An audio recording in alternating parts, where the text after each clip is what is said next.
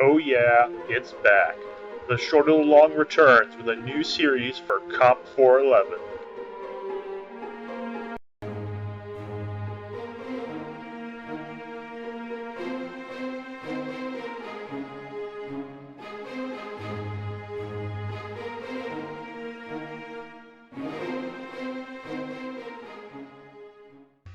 Alright, so tech trends.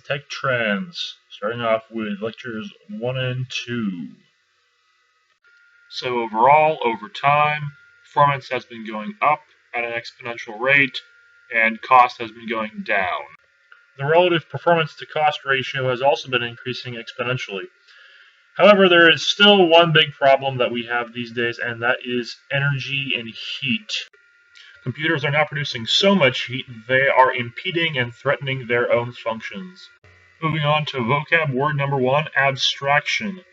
Abstraction is basically the process of taking something complicated and then simplifying it down while maintaining all of the prior meaning. So, for instance, this gigantic heap of binary is actually a program.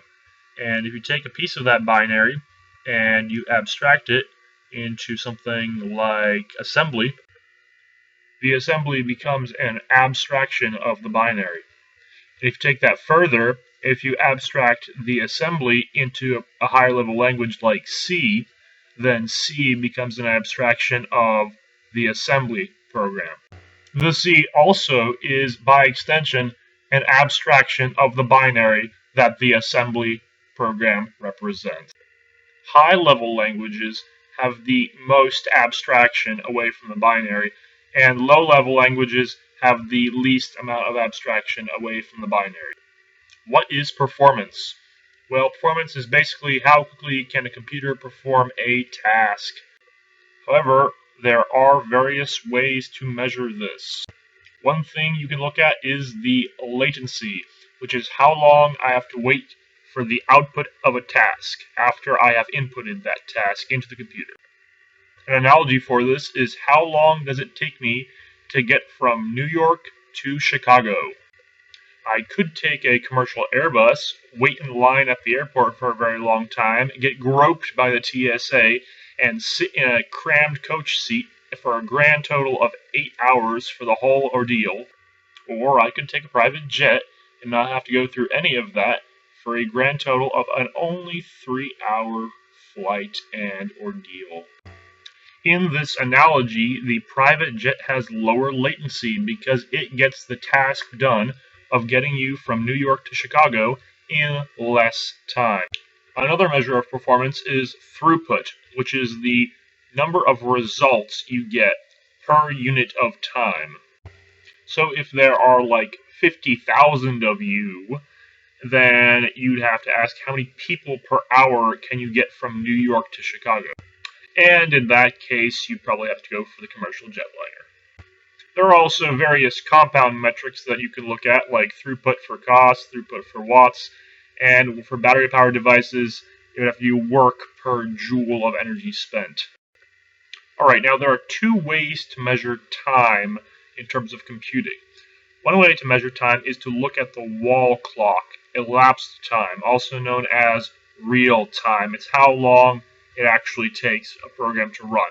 And there's also CPU time, which is the time spent executing the instructions, just in the CPU, not waiting for any kind of memory transfers or anything. Now, for the rest of this video, we're just going to be looking at CPU time. Alright, so formula number 1. Performance equals program executions divided by time. This is executions per second. To be able to say that something is faster than something else, you have to say x is n times faster than y, or performance of x divided by performance of y equals n. Be sure to use proper syntax. When you're saying that something is slower, you say it is as fast, not slower. Many of the computations related to performance rely on the clock cycle and various other computations that surround clock cycle.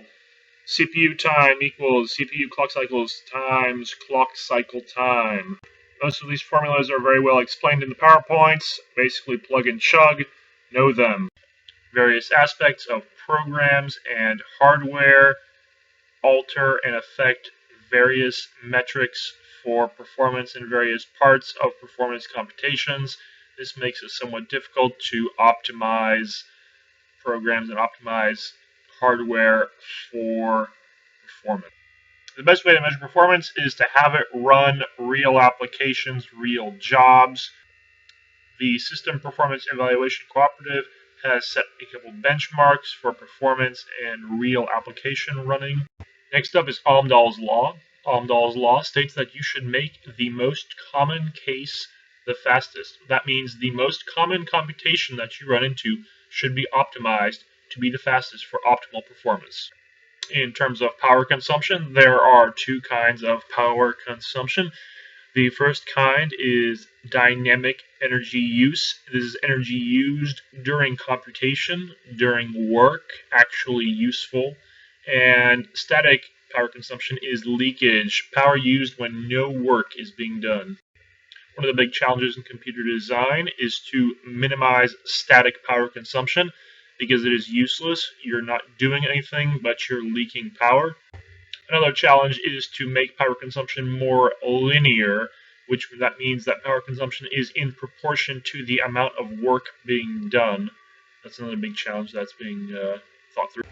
Next formula, dynamic power equals 1/2 times capacitance times voltage squared times frequency. When it comes to chip manufacturing, the process is extremely complicated and extremely delicate. The environment needs to be kept extremely clean because any impurities or any dust could destroy the entire chip and the chip manufacturing process. And even then, there are still errors in the chips, so after all is said and done, after you make the chip, only a certain proportion of them will work because some of them are damaged by various particles that are floating around. And the larger the chip gets, the more of a chance it is to be messed up, so that's why chip sizes are being limited. Chips are created on wafers, which are then cut up into smaller little chips and then packaged and tested and sent out to the consumer. And there are various formulas that govern these yields per wafer and the costs per chip. Problem I mentioned earlier, linear power consumption, making power spent proportional to the load on the computer. As you can see, it is currently not proportional, and so this is a big problem for data centers. So Google Data Center mostly operates at 10 to 50% of its maximum load, and all that time it has to spend huge amounts of power because it's idling, but it's still using lots of power, static power consumption, and so we have to get rid of that. That concludes this episode of The Short of the Long. Next episode is going to be representing information, and that is next in this playlist.